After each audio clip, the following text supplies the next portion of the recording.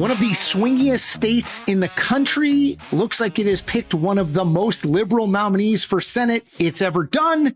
Welcome to Super Tuesday. That's Chuck Todd and Chris Cillizza.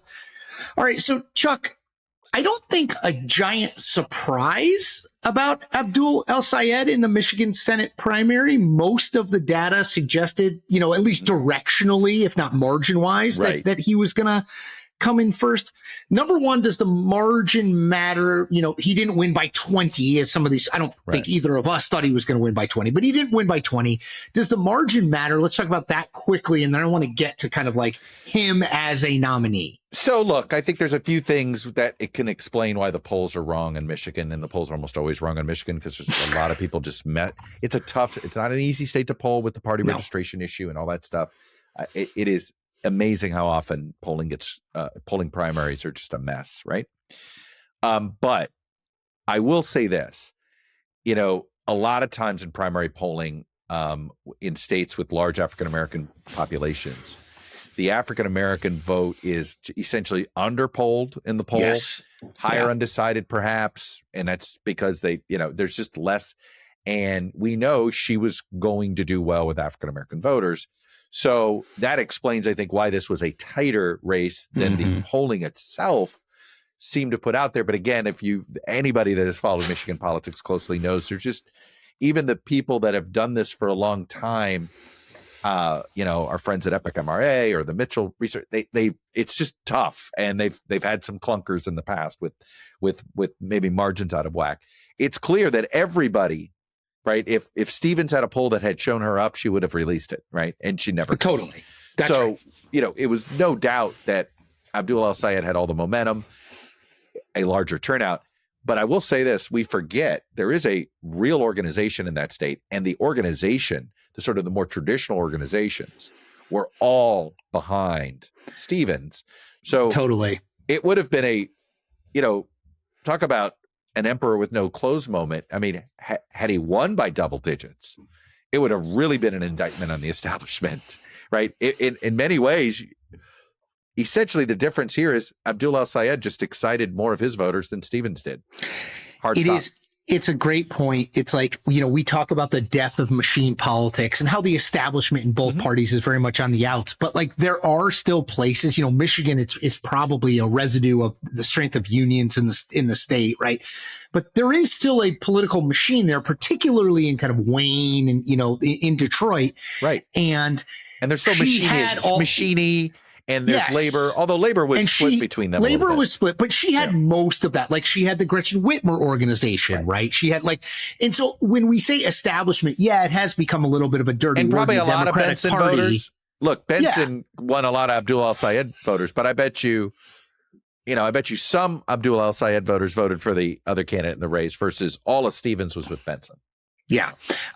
Let's talk, quickly on one of the issues that we've seen with candidates positioned on the left, like Abdul El-Sayed, is great with younger white voters, good with affluent white voters, really struggle with black voters. Right. Bernie Sanders being the kind of example of that, right? It's like he wins Nevada, he wins New Hampshire, but he can't win in South Carolina. How much of an issue is that? Because you're right. I mean, if you look at the map, right? She actually did pretty well in central Michigan too. Haley Stevens, not that populated, but she did pretty well in central Michigan. But if you look at the map, her margin, that kept it relatively close through most of the night is Wayne, right? Detroit, right? That's her best, which is, going to be the largest black vote in the state. I mean, look, it's quite possible when all the votes are counted, she'll technically win those the three most important counties to Democratic general election candidates are Macomb, Oakland, and Wayne. You could argue now Kent, which is Grand Rapids. You throw that in there, and Ingham, which is East Lansing.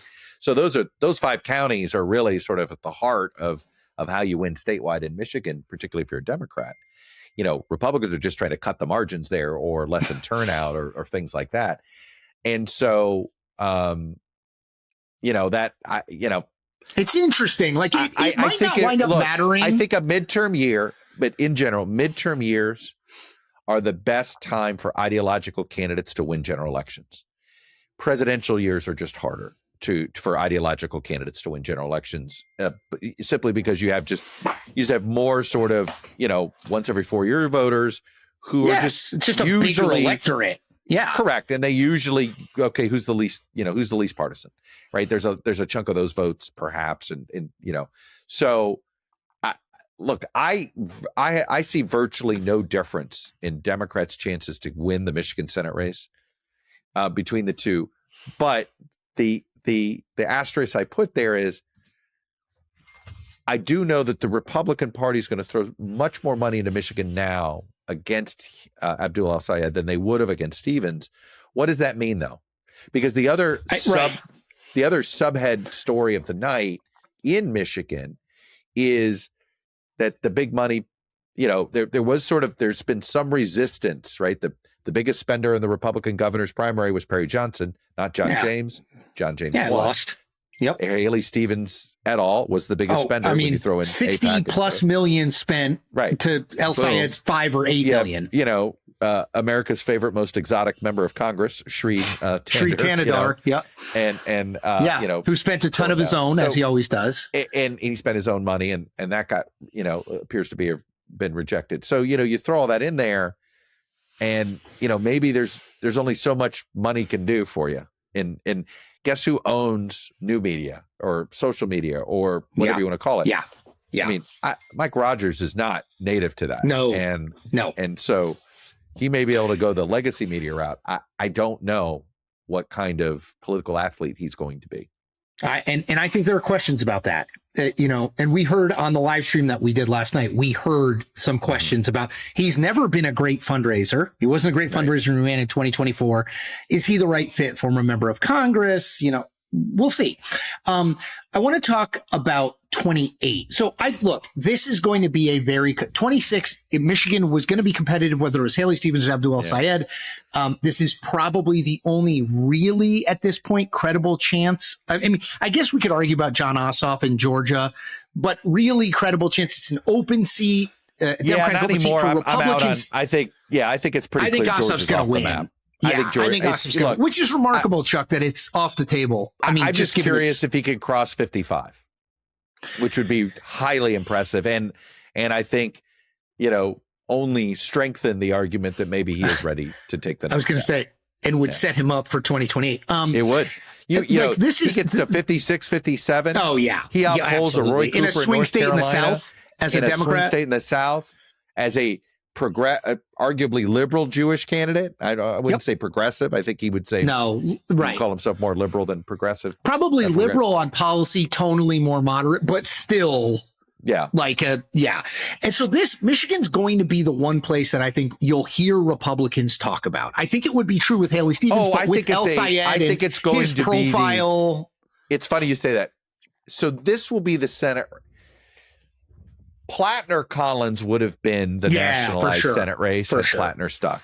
Yep. That race is now going to go super regional, and frankly, I think Collins is in big trouble, not small trouble, not little trouble, right? I do. I think because Troy Jackson's just a cipher for the Democrats. Yeah, he's it's hard to make it a referendum on him, right? They had a couple of days go viral about the cousin. He married his second cousin. Yeah, I know. Okay, second cousin is like, not like first cousin. It's not first cousin. No, it is super different. It's exponentially different. It's not different. Yeah, second cousin is closer to the way all of us are. Like we're all within a couple of percentage points, right? 6 degrees of Chuck Todd of relation there, right? We're fourth, fifth cousins somewhere along the line. Chuck and I are actually related. We don't look it, but so this Michigan Senate race will be the sticky national rate, right? It's a swing state anyway, right? You have that. Totally. It's in the Midwest. The pressure on Abdul El-Sayed not to lose, right? Like he cannot, like a loss here is a body blow to the progressive movement and their chances to win the nomination and take over the party in 28. AOC is rooting like hell for El-Sayed. Right. That's right. It has so much stakes. Victory is the other way around. It is a shot in the arm, and you'll be like, who says a progressive can't win a swing state? He's won a general election, a United States senator. He's Muslim, and he won in a swing state. The message can sell because you could probably argue This is a weird that he's having to overcome what is some built-in prejudice that's sort of baked into a lot of voters in America when it comes to the religion of Islam. So, I think it's a huge shot in the arm to the progressive movement to be able to say, hey, he can win in Michigan. Oh, gosh, this message is selling. It's look, he strikes me as a guy who may move over Ro Khanna. Totally. If AOC doesn't run, right? Yes, I think there's an opening there. If she doesn't run, there's a massive opening, and politics abhors a vacuum. Yes. Yes. Abdul El-Sayed, watch out, Ro Khanna. I don't think you've got the biceps, buddy. And we joked on the live stream, but it's so true. Look, Abdul El-Sayed is not going to be, let's say he wins in the fall. He's not settling in to chair the banking committee in 20 years. No, do you know what I mean? It's not what he's interested in. No. So there's going to be talk. We've seen this. There's movement politicians and there's sort of the committee chairman politicians, right? When that run for Senate and House, and you and I have covered these people. We know, this guy, even if he doesn't run for president in 28, he is running for president. Maybe it's 32, maybe it's, he is not, this isn't all he's doing.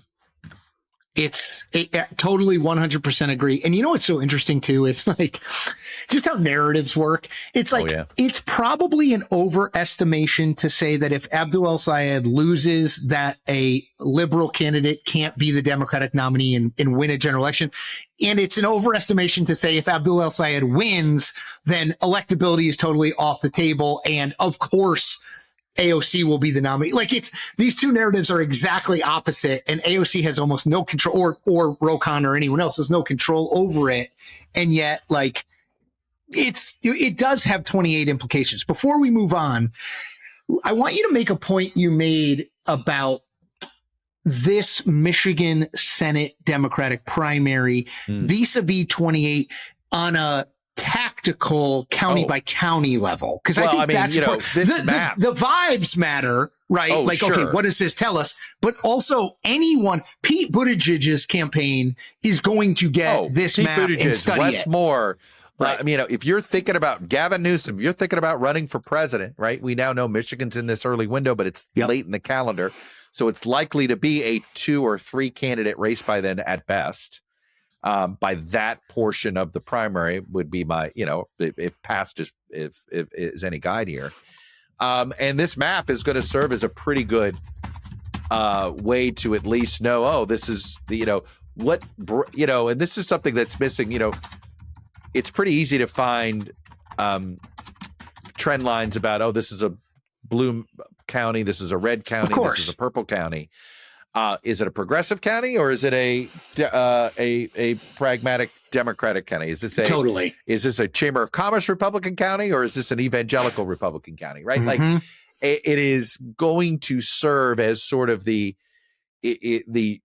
quick guide to be able to say, is this county more left or more more center? Right, and so this map is going to be a very useful map. Yes, and it this will voter be poured over. Because I promise you this: anybody that voted in this primary is voting in 2028. Is an 85% likely voter in the presidential primary. That's 100% right. Come February 28th. Let's talk about. I want to talk about a few other things that happened on Tuesday. Yeah, we apologize, but we thought in this one in particular. That we ought to wait until after. Because this race was so big. It is called Super Tuesdays. The podcast is going to come out on Tuesday almost always. But because here's what we didn't want.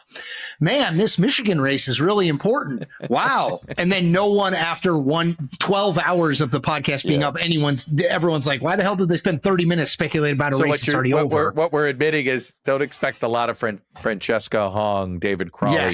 Commentary next Tuesday. Week. Yeah. So normally, yes, Tuesdays. It is not called Super Wednesdays, but we're this week. I want to talk about two other things, Chuck. Let's stay in Senate world. One, and we're both, I think, hot on this because we're intrigued. Adam Hamilton was one of a number of candidates running for the Democratic nomination in Kansas. And Kansas voted on Tuesday. Obviously, Michigan got all the attention, Missouri to a lesser extent. Kansas also voted. Adam Hamilton was like a 5 or 6 way primary. He wins. He is the pastor of the largest church in the state of Kansas. He initially considered running as an independent. He decided to run as a Democrat. This race is intriguing, I think. I will note the Cook Political Report, where I once worked, handicapping site, as soon as Adam Hamilton won the primary, moved the race from solid Republican to likely Republican, which means they have an eye on it and it's potentially competitive. Right. Let's talk a little bit about Kansas. You know, I think most people are like, Kansas. Let's just talk a little bit about why you should. We're not saying it's not the Maine Senate race, right? But why you should keep an eye on it. Well, look, there's a few things with Kansas. First of all, there's been a bit of a trend line. Some of it goes back to you brought it up. You brought it up a few times, which is, Sam Brownback, who was, Sam Brownback once ran for president. People forget this. He was a movement conservative. 100%. His political career, I remember he won a House seat in 94, in the 94, the famous 94 Republican Revolution. Bob Dole decides to resign his Senate seat in 96. That's right. To run full time for president. Right. And the appointed Senator Brownback decides to challenge her, I believe, in a primary. Was it Nancy Kassenbaum? No, this was Sheila Fromm. Sheila Fromm. That's right. Yeah. That's right. He beats her in the primary. That's right. I believe that's what, I think that's exactly what happened. He was like in an accelerated, and he was always the outsider. He was pushing the envelope. And he did have his eyes. I mean, I think he was, a little bit more of a religious conservative. And, that's where he was going first, right? It was Senate, it was president. And then it's sort of the presidential ambition sort of pulled back, and then he went to governor. And what he did to the education system so angered, particularly Johnson County in that area. One of the Johnson County public schools are very popular. They're very good. They're in that area. And what he did to mess with the funding, it was all about the funding of the schools. Yep. Frankly, it's what's benefits. The same issue is helping Rob Sand right now in Iowa. That's part of why he's overperforming in some of these red rural counties, because the school choice movement, look, it's why Greg Abbott is not a slam dunk in Texas. He's messed around with it. Same thing, and we know governor's races are a little bit more issue focused than they are jersey color and things like that. But Absolutely. Brownback really sort of allowed for, first it was just the anti-Brownback coalition that elected a governor. That was the first iteration of and then there was something a little bit more. They're suddenly kind of a party now, right? Like the Democrats continue to. Sharice Davids wasn't an accidental congresswoman. No, and when you have the governorship for 8 years, Chuck, that's right. You build. Your party can build. 16 of the last 24. When you have Kathleen Sebelius, that's right, Kathleen Sebelius, Democratic governor. Yep. For 2 terms, going into Obama. So, it's Kansas has been on this slow drift, right? Missouri and Kansas, when we first started in politics, Missouri was the swing state. Kansas was the Republican state, ruby red slippers, you might want to say. Yep. And now those ruby red slippers it's the opposite. Are on the boot or at least of it's Missouri. Moving. Yes. Yeah, it's a ruby red boot in Missouri there. And Kansas is, but the other thing going on here with Kansas is that, timing matters in these things. Mm-hmm. And we've been talking about this. It's not an accident to me that South Dakota, Iowa, Nebraska, and Kansas are not slam dunks for Republicans this cycle. Now, we have various levels of what's competitive. I bring up South Dakota. That was the other one I was going to ask about, because we had a little news there. The Democratic nominee in South Dakota did drop out on Tuesday. So you will now have Brian Bangs, who is running as an independent, facing off. It is a one-on-one race against, I believe it's Kurt Olney, not Kurt. No, that's Montana. Montana. No, that's right. That's Montana. Bangs is Rounds. Bangs is Rounds. That's right. The former governor. So it's a one-on-one now there. Right. And it is South Dakota, but I wanted to talk about that one too, because we were talking about South Dakota, Nebraska, Iowa, and Kansas. And there's a few things that I wonder about with Rounds. And that is there angry MAGA Republicans at Thune and Rounds that are angry at Thune, kind of take it out on Rounds by maybe not showing up?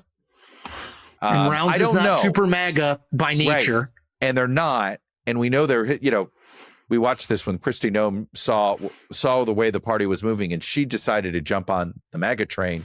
Rounds and Thunes did not. No. And they've survived, but we're seeing that it's difficult to be that kind of South Dakota Republican in the Republican primary, right?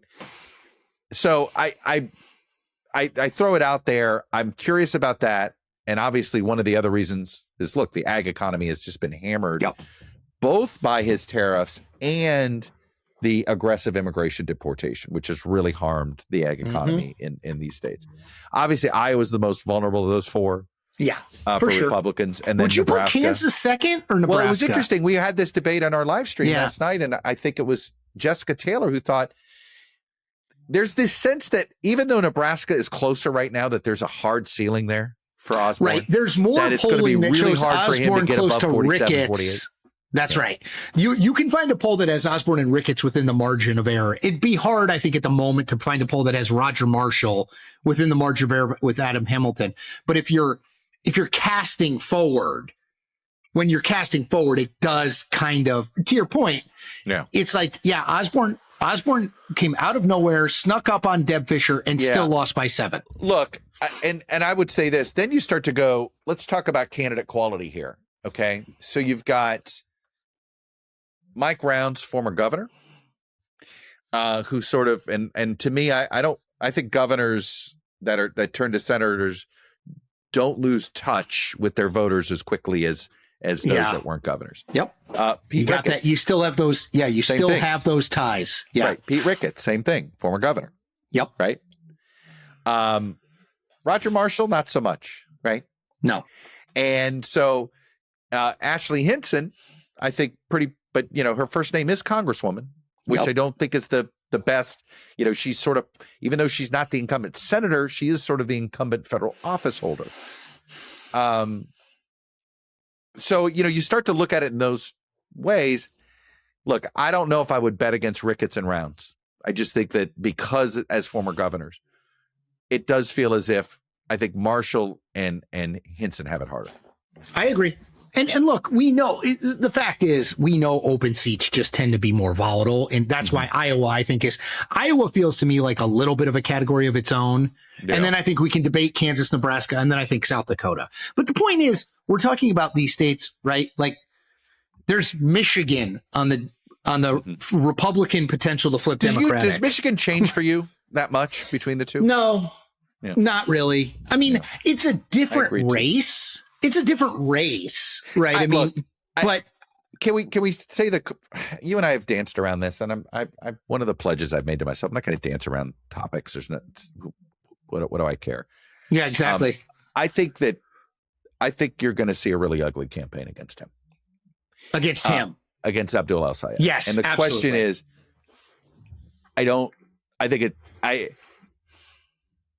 that's one way to try to win. I think this is the wrong cycle for Republicans to try to win that way. When you say ugly, let's just put a name to it. Do you think it's going to be like this guy's a terrorist kind of stuff? I think there's going to be a ton of Islamophobia. Yeah. And his name does not help, right? Of course. Now, look, Barack Hussein Obama. Folks, but I know Barack Obama got elected president twice. There was plenty of pundit who thought, somebody with the last name Hussein going to get elected president 7 years after 9/11? And the answer is yeah. So what I would say is my gut is this is going to be ugly. You're going to see some really, the online stuff's going to be super ugly. But something tells me that it could backfire spectacularly. Like I'm very curious how they go about this, because I would go, there's going to be some of the raw instinct is going to want to go in that direction. And I don't think that's the right direction. I think that he almost would be like, bring it on. You want to do that? Let's go. Right. Yeah. And I think you're almost playing on his turf if you do that. Our friend Logan Dobson, who's a Republican consultant, was on our live stream on Tuesday night. And he made the point that a lot of Republicans make, which is, look, Republican super PACs have $300 million more in the bank and committees than Democrats. Yeah, Haley Stevens had a lot of money too, buddy. And I know, and I think that they lean on that. And it's like, I don't think that's wrong. I mean, look, you got to say something. You can't just say, hey, we're going to lose. I wonder, like, I think there's going to be this will be the marquee Senate race, to your point. This will be the marquee, like, and by marquee, I just mean the one that gets the most attention and money.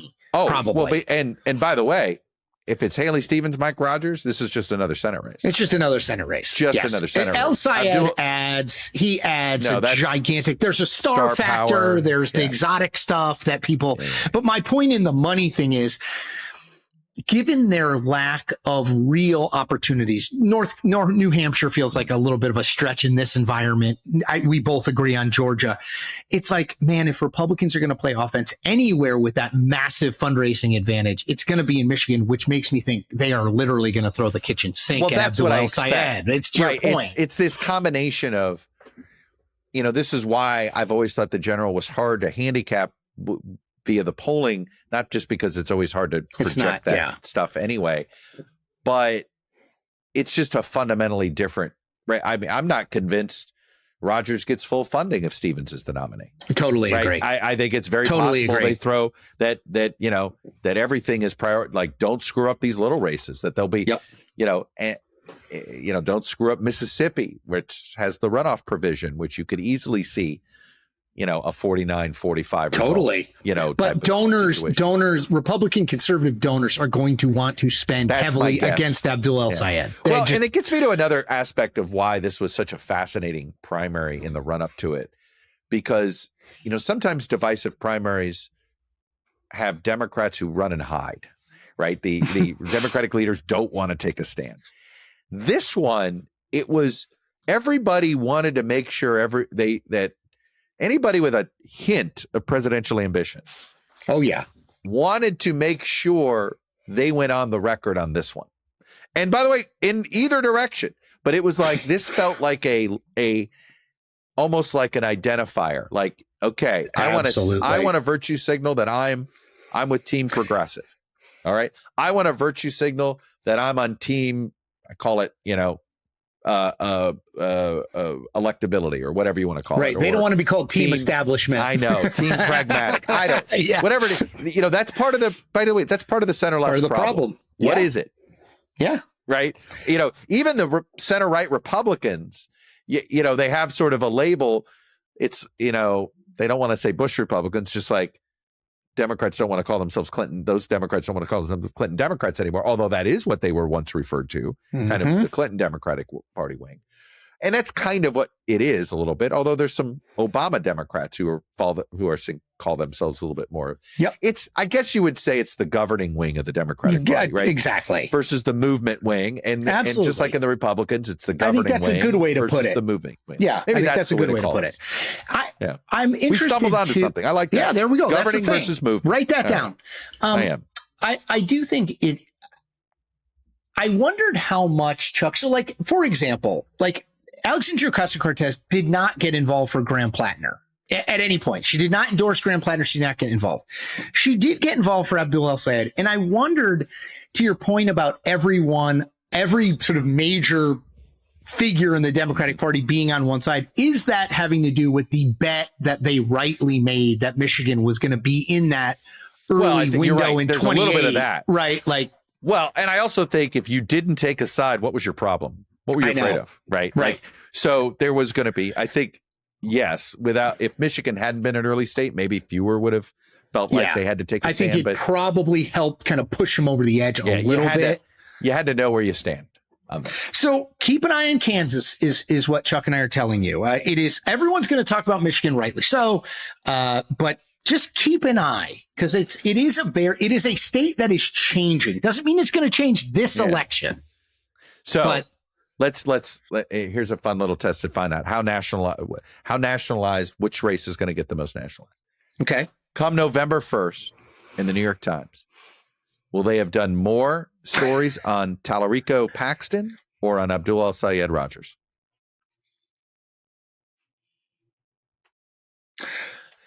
I'm going to say Talarico-Paxton only because it's a close call. I think they will write stories about both of them and the race. Whereas Abdul El-Sayed might get the most coverage out of all four of those candidates. Do you know what I mean? Like if we did it just candidate by candidate, he'll but get Mike the most Rogers is not coverage. going to get a ton of coverage. Correct. You know what I mean? So it's close. Yeah, Rogers is your weak link. Yeah, Paxton at least has his own character. He has his own thing that make him a character to write about. And you could write the story of like, you know, Ken Paxton has been so controversial and yet he's never lost an election. Like there's a million ways to go with him. Where if like Mike Rogers, it's like, you know, he was in Congress, he used to work for the FBI.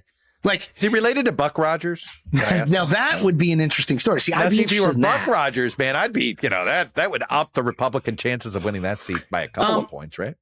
I got one last Senate question that I want to move on to a quick thing. So we're doing it slightly shorter because it's late for us. Well, we don't have to do minute baseball talk anymore. Yeah, exactly. The national season is over. The national season's ended. Man, that happened fast, Chuck. Yeah. Well, look, we made it a little longer than we thought. We had over 100 games, so I appreciate it. It's just right down the tubes. James Wood now on the IL. We lost 5-0 to the stupid Phillies on Tuesday. Forward, 5 steps back. Heck of a job, guys. Thanks. Which race, margin-wise, do you expect to be closer on November 3rd? Kansas Senate or Nebraska Senate? Oh, that's a great question. I guess I'm going to say Kansas because I think I think Hamilton can win, and I don't know if Osborne can. Yeah, this is the hard ceiling thing. It's like Osborne can get to 45, but can he get to 47, 48, 49, 50? I think that's probably right. It's remarkable. Adam Hamilton has a higher ceiling, probably lower floor. And it is worth noting that most of the 48, 47 numbers usually come from Team Blue. Yeah.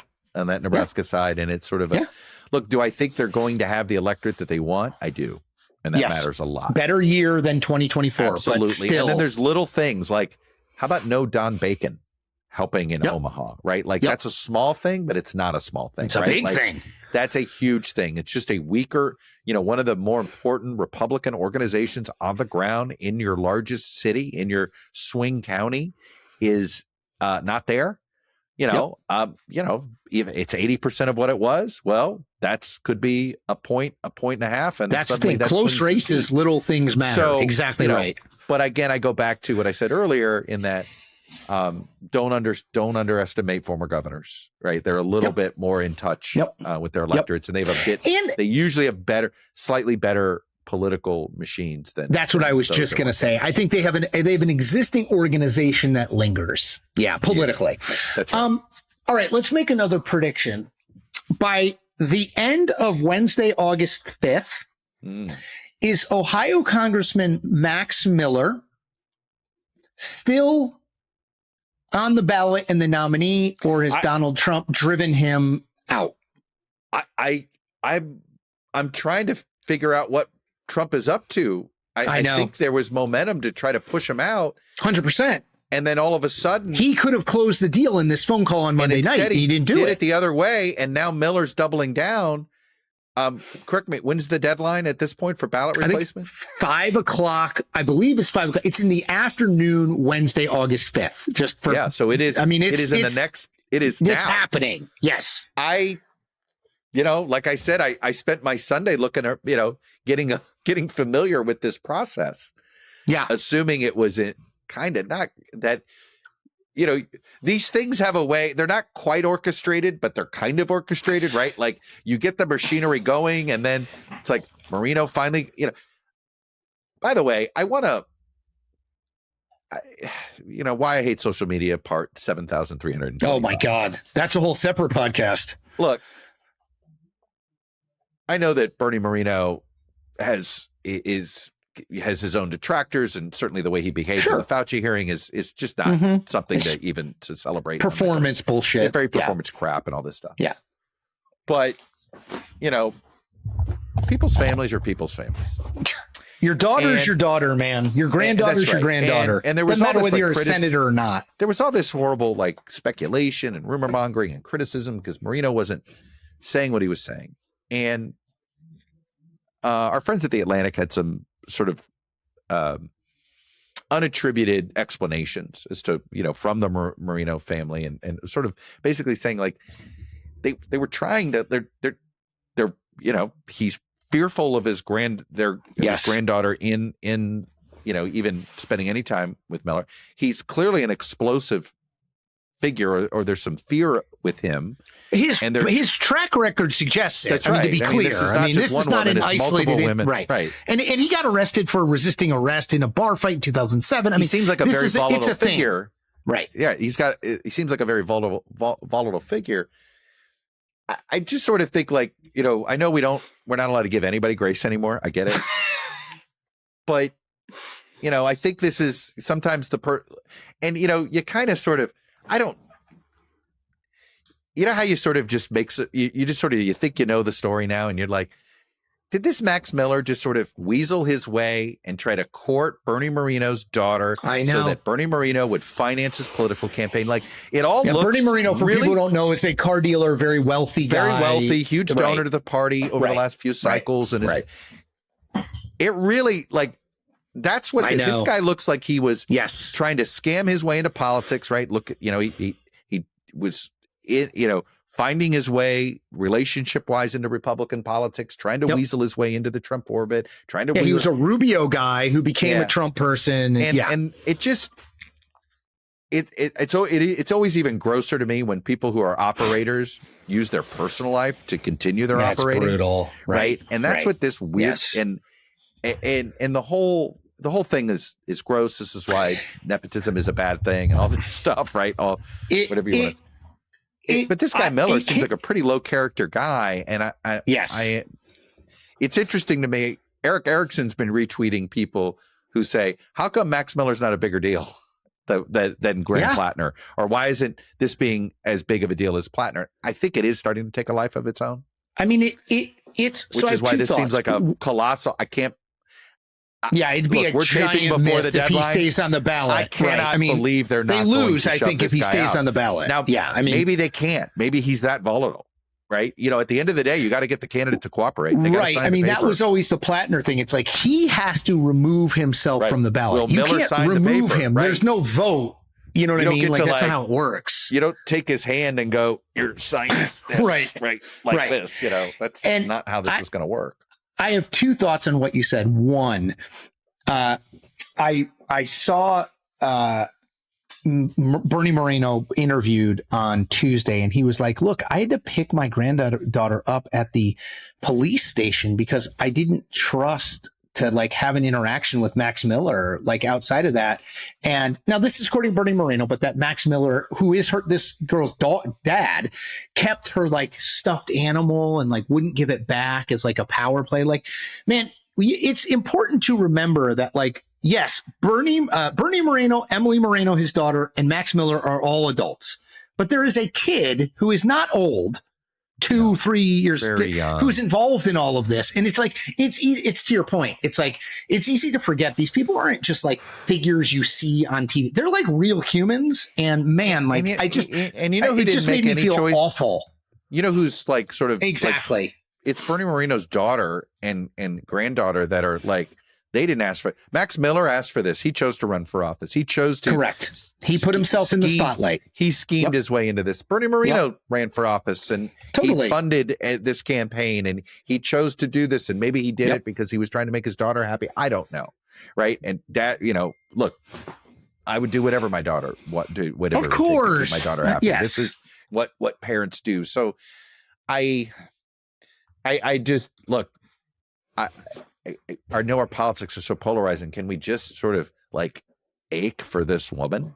It's just awful, right? It's just an awful situation. Yeah. The other thought I had was, because I'm with you, I was like, it all is looking like, Trump is on Air Force One on Sunday, and he says, I'm going to take a look at it. This is what a Trump plus. This is a double-digit Trump district, 10, right? But not 10 or 11. Yes, but they should not lose it. But they will with Miller. They will with him. And he is not going to win. That's what I wonder about is so Trump is asked on Air Force One on Sunday. He says I'm going to take a look at it, which is setting up for him to be you need to get out. He gets on the phone with Miller on Monday and he says it doesn't look good. But is this really everything about Trump? Well, and of course it is, because what does Trump always do? with these allegations when they're deny candidates. Insist they're false. Correct. That's why I think he's not doing it, because politically it makes so much sense. If You got to push him out. Any other type of scandal, Trump would be on board getting rid of him. But he does not accept the premise that accusations of assault are worthy of being forced out, because this is a case where what does that say about him? God go. That's right. Yep. I mean, I have to say, it's shocking the weird consistency he has on this specific topic. Absolutely. And he, to your point, he said on Sunday on Air Force One, well, these are just allegations, which is fascinating, right? I mean, it's like it's totally about. It was a classic Trump projection. And so here Trump, again, putting himself before the party. I mean, nobody, I don't know how many times we have to say this. And for those of you just tuning in, and you're like, I don't believe that. Donald Trump does not care about the Republican Party. Not in the least. And not only that, he will love it if the Republican Party loses when he's not in charge. He does not want the Republican Party to succeed when he's not on top. It's so fascinating. Not care about the future of the party. He just cares about it only via the prism of how it reflects upon him. Yep. It's so interesting. I was on a phone call. And I don't know how much of his money he's going to spend on this campaign. Well, that's why they have $400 million in that MAGA Inc. account. I have not bought in. There's this giant. It's like, how much of that money is he willing to? And if he why'd you spend? I didn't tell you could spend money for Mike Rogers. Totally. He's not been sufficiently anti-Gordie Howe Bridge enough. I'm just sort of making it up. But 100%. You get my point. I'm not as convinced that all this super PAC money that Trump controls, that he's actually going to spend it. I was talking to a Republican consultant who I will not name because I did not ask if I could, but we both know well.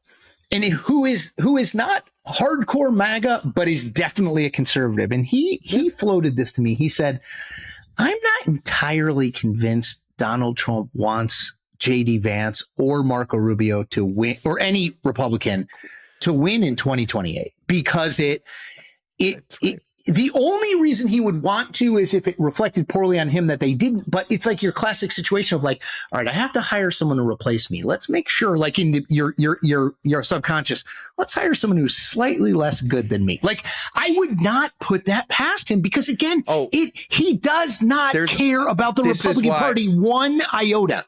I think the only candidate, I continue. I know I'm in the minority here. I know what you're going to say, and I agree with you. Keep going.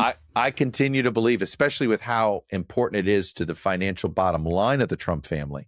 I think somebody with the last name of Trump is running. I totally agree. All right. I totally agree. And that is the only, quote, other candidate Trump would be willing to go all in for, is if they share his last name. Bloodline. Then it would be about him. Then it is about, it's King Donald the First and it's King Donald the Second, right? Like in his own bizarre way. Oh, totally. We assume it's Junior, but it, could be Laura Trump, could be, Eric Trump. I'm not ruling out. Could be it. There's somebody who's very prominent in the Democratic Party, and I'll just leave it at that. Again, it was an off the record conversation. Mm-hmm. So, very prominent in the Democratic Party, who's convinced that this whole Rubio Vance thing is a distraction. And when there's a stalemate, it's Ivanka. And that he's setting Ivanka up, not Junior or Eric. So who knows? So someone pointed this out to me, and I hadn't really noticed it. And so I went back to kind of just check. So I follow Don Jr. on social media. And he was a, constant poster, giant troll all the time. And they're like, go back to when he gets married-ish to Bettina Anderson, his second, he's now remarried, got married in May. Donald Trump did not attend the wedding. They're like, go and look from then on. And they're like, he definitely has like changed. He's much less engaged with the kind of like day-to-day combat. And I'm like, oh my God, like that is exactly what you would do if you wanted to start to try to transition from like frat boy to heir to the throne. Well, if you, there's a, if you follow the sort of, that sort of New York, Palm Beach gossip world,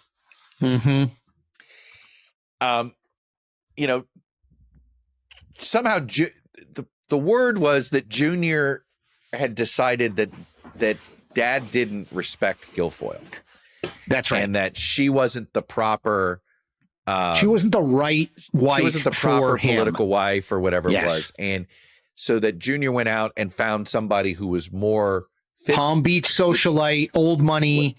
What Daddy would approve of more as a spouse, not necessarily, maybe Kimberly Guilfoyle was too politically ambitious for Trump, thinking that's she was married to Gavin Newsom. I know. Weirdest political fact in the world. Oh, it's that. Like, and, beyond by the way, weird. And talk about a guy's dirty laundry that is everywhere. Gavin. With Gavin Newsom. Yes, the thing in woman he Vanity had the Fair. affair with, it just did a whole. I'm telling you, man, in Vanity Fair. I think you and I are both less. We are more bearish on Gavin. I would take anybody want to give me. I will take anybody's bets about him getting the nomination or being president. I don't buy it. I don't buy it. I get another bearish or bullish. I mean, I had somebody say to me today or yesterday, how does Gavin Newsom convince the country that in the largest of the America's 50 states, he took what was a budget surplus and turned it into budget problems, right, and now you want to give him responsibility for 49 other states that the California's fiscal picture is worse than when he was handed the state's keys from Jerry Brown. And that's the easiest, that's the easiest campaign for somebody to run against him in a general election. Of course. I mean, my thing about Gavin is forget everything you said, which is 100% right and will be used against him. I just don't know that the Democratic Party is going to nominate another California, San Francisco candidate.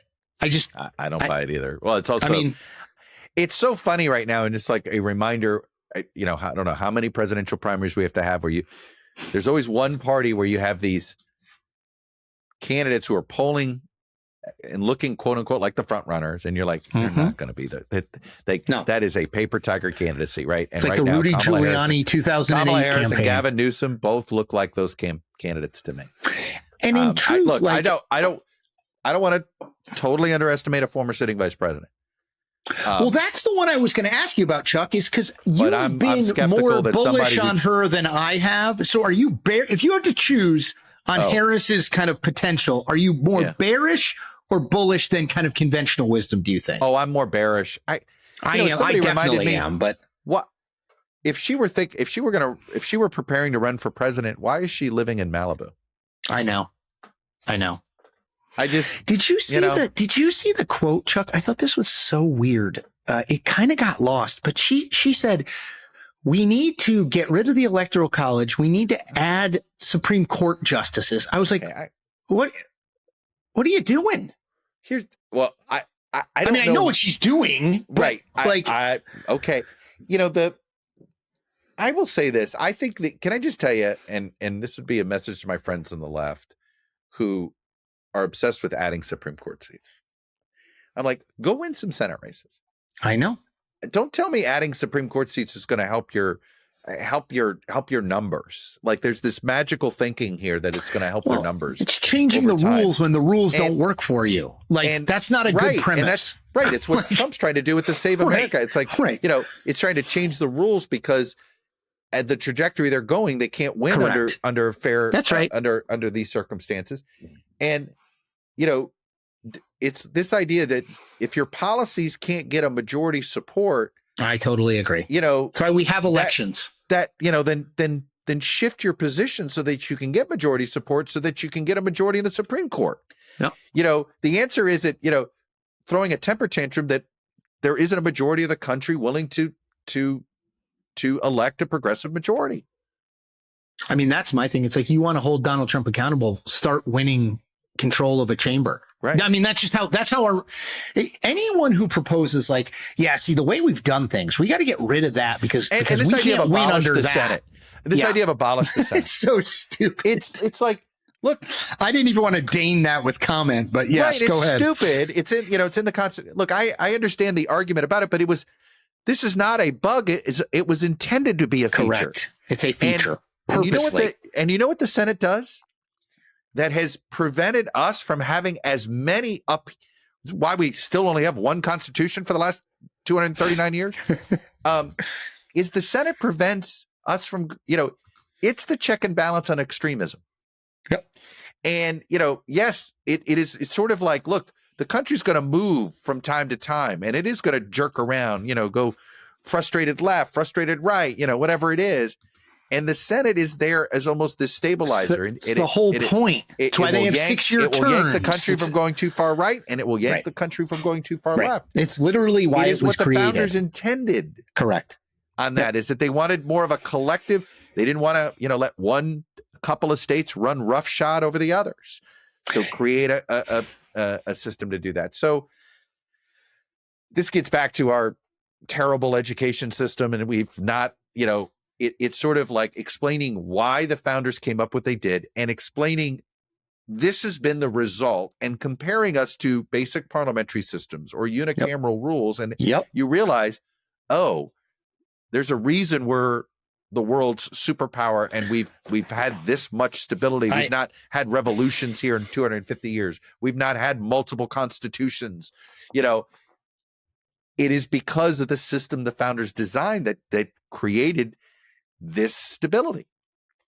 I always say it's the worst except for all the other options. I mean, honestly, I get it. It sucks. It's not. We've said many times over. It's not. It is not working well for the public now. Neither political party and Washington. Period. We agree on that. But the idea that you throw the baby out with the bathwater and you don't try to, the real issue is the duopoly is the problem. Yeah, and both parties are blaming the other for it. And it's actually, hey guys, you know what? You both kind of crashed this car. That's when people say to me, like, how can you possibly think that this party and I'm like, look, man, like I tend to think both parties suck. Like, I think that both of them do a lot of really dumb things. I'm rip shit about these bills that Schumer put out because I think this is an important topic. I think it is something that there are a lot of people upset about this. It's popping up in focus groups. And it's just so these bills are useless. There's no interest in actually having Congress. They're not meant to actually have a chance at becoming law. No, they're just political. They roll out this anti-corruption bureau that only targets members of the executive branch. No member of Congress. It's like they don't have an anti-corruption agenda to deal with a guy who gets bribed with gold bars for foreign policy decisions. Oh, did they not include that because he might have been a member of their own party? Congress has never shown itself to be corrupt, Chuck. I don't know what you're talking about. It is, but the thing is that this is a ripe issue. People are absolutely believing and that we should be adults at the way we address it. Right. And, like we should approach it in an adult, serious way, and we're not. But do it also in a, do your job kind of way. He rolled out the irony is they roll out this idea, this anti-corruption bureau. Okay. After the Supreme Court essentially gives Trump the green light to fire anybody on an independent agency. And you know what Chuck Schumer thought it was a good idea? To start a new independent agency inside the executive branch. And let the president appoint the first 7 members. I'm sure that'll go well. It is sort of like for the galactically stupid. It was sort of like, did you guys at all not pay attention to these Supreme Court rulings? Have you paid any attention here? Correct. You know what our founders thought was going to be the Anti-Corruption Bureau? Congress. Instead of trying to punt your job, Senate Democrats, why don't you do the job and promise voters that if you get congressional authority back, we're going to do this. Do what Congress's job is supposed to do, instead of punting it and hoping that there's an independent FEC or that is going to solve your problem. We're moving in the other direction. Do your job. But these guys never want to hold their own party accountable, and that's the problem. I think we should end. I like to end on a good Chuck Todd rant. So let's end on that. Huh? I like a good Chuck Todd rant. I have a lot to say about these damn Nats trades, man. We're going to do that separately. We don't want to end on negativity, Chuck. It's not such great. A bummer. It is. You know what? I'm going to write about this, but my younger son, who is now 14, and I know you have this relationship with your son. Yeah. He's always played baseball and really liked baseball, but this season, as they've been pretty good, he's gotten real into it, and we'll like watch every game together and stuff. And I'm like, he'll sit down and watch the game with me. And I'm a little bummed out because I think we're not going to be as competitive in the last third of the season. We can't score any runs all of a sudden. And that's going to be hard because like that's one thing that's great about baseball. It's literally almost every night. And so we'd spend a little time together, you know, Look, our friend Tony Kornheiser talks about our group chat on his podcast. I know. Yes, he does. About our group chat too much. Giving him relentless content. But I really ache for Tony. Tony is genuinely, I was telling this to my wife and I was telling this to Harrison. Tony is like really gutted by this. Totally. Like, he is so like it's not like anger either. It's like we had this good thing going and you guys just decided because you're worried about with what the team might look like in 2029 that you thought, let's not bother to stay competitive now. And you know what? He's got a point, you know? At some point, we got to try to win. Always, you know, I get it. The great franchises are always thinking about the future. No, the great franchises try to win now and win in the future. Who did the Dodgers trade for? The single best pitcher. Right. The Dodgers probably are the World Series favorites without Tarik Skubal, but they definitely are now. You know, there's a part of me that, you know, who the happiest camper is that the Dodgers got Tarik Skubal? The commissioner of baseball, Rob Manfred. Who wants to because of the coming shutdown, right? The fans who many times take the side of the players in these owners disputes because we all hate almost always. If you're gonna millionaires versus billionaires, we're going to root against the millionaires, right? Yeah, but the salary cap thing, baseball fans are pissed about this Skubal to the Dodgers. I think if the Dodgers win 3 in a row and it's not that competitive, I think it's So what you're saying is that. You can't root for the Dodgers. The umps are, you know, every close call is going to the Dodgers during the playoffs. Exactly. Because Rob Manfred wants his salary cap. The Chuck Toddcast 3 times a week. Super Tuesdays every Tuesday. I know this is on Wednesday, but Super Tuesdays will be on Tuesdays all the way through the election. Like, subscribe, Apple, iHeart, Spotify, YouTube, wherever you get it. Chuck and I stayed up extra late, burning the midnight oil quite literally for this one, so we're going to bed. All right, my friend. Always a pleasure. All right, dude.